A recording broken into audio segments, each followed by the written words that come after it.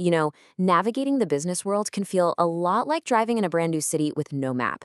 Seriously, every single turn is a decision, and one wrong move could get you completely lost. But what if you had a GPS, a system that's literally designed to find the most efficient route to your destination? Well, let's get into it, because that is exactly what managerial economics is for a business. And that brings us to the biggest challenge any leader faces, right? Your resources. We're talking time, money, people. They're always limited. So how do the most successful companies out there consistently make the right calls? That's the big question we're going to unpack today. And we'll be using the powerful framework of managerial economics to do it. So here's our game plan. We're going to start with the core problems managers are up against every day. Then we'll introduce the framework built to solve them. We'll peek inside the toolkit it gives you, figure out the real goal of any business, and finally, see these principles come to life with some really clear examples.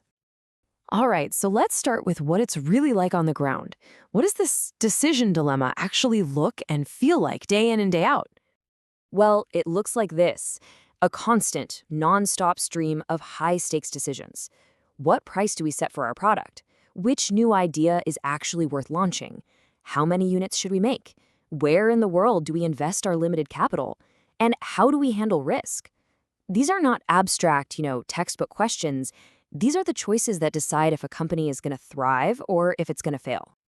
And that kind of structured thinking, that logical approach, it has a name.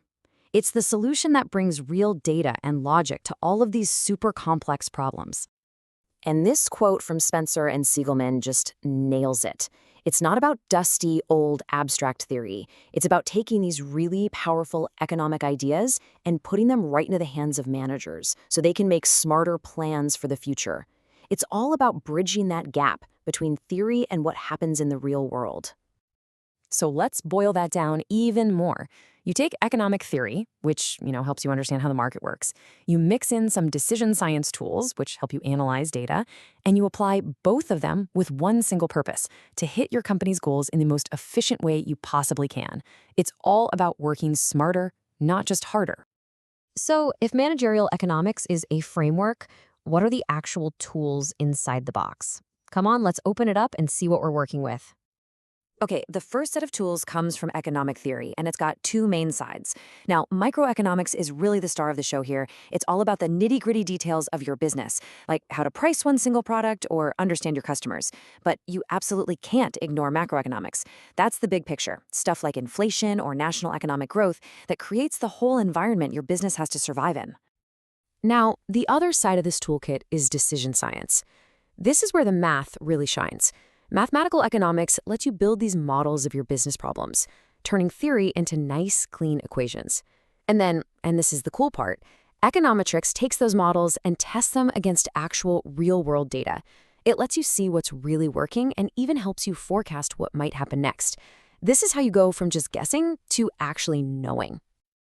All right, we've got the tools, we have the framework, but what are we even aiming for? What is the actual target we're trying to hit with all this brain power? Your first instinct is probably to say profit. And for a long, long time, that was the standard answer. But it turns out just chasing profit, well, it can be pretty misleading. So what should the real goal be? This is where things get really interesting. The old model, profit maximization, it just looks at the bottom line number. But it's got these massive blind spots. It doesn't care if a profit shows up tomorrow or 10 years from now, and it completely ignores risk. The modern approach, which is shareholder wealth maximization, is way smarter. It's about increasing the total value of the company. It gets that cash in your hands sooner is better, and that less risk is always better than more. It's just a much more complete and sustainable goal. Okay, theory is great, but let's make this stuff real. It's time to see how a couple of core principles from this toolkit actually guide real business decisions. First up is a huge one: opportunity cost. Every single time you say yes to one thing, you are by default saying no to every other thing you could have done with that exact same resource. And here's the key. The true cost of your decision isn't just what you paid for it. It's the value of the best thing you had to give up. And check this out. This makes it crystal clear. Imagine you've got $100 million. You choose option A because, duh, it has the highest return. Simple, right? But the opportunity cost of that choice is not zero. It's the $18 million you could have made from option B, your next best choice.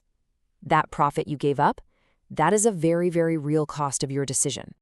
This leads us right to the difference between two kinds of profit. Business profit or accounting profit is what you usually see on a financial statement. It's just your revenue minus the direct out-of-pocket costs. But economic profit? Now that's the true measure of success. It subtracts both those explicit costs and the implicit opportunity costs. Think about it. You could be making a business profit but actually be at an economic loss if you're not beating your next best option. And finally, let's touch on the incremental principle. You've probably heard of marginal cost, right? The cost of making just one more unit. But big business decisions aren't always that small. You don't build 1/10 of a factory, you build the whole thing. The incremental principle adapts this logic for those big, chunky choices. You just compare the total additional revenue a project will bring in against its total additional cost. If the extra revenue is bigger than the extra cost, you've got a green light. Simple as that.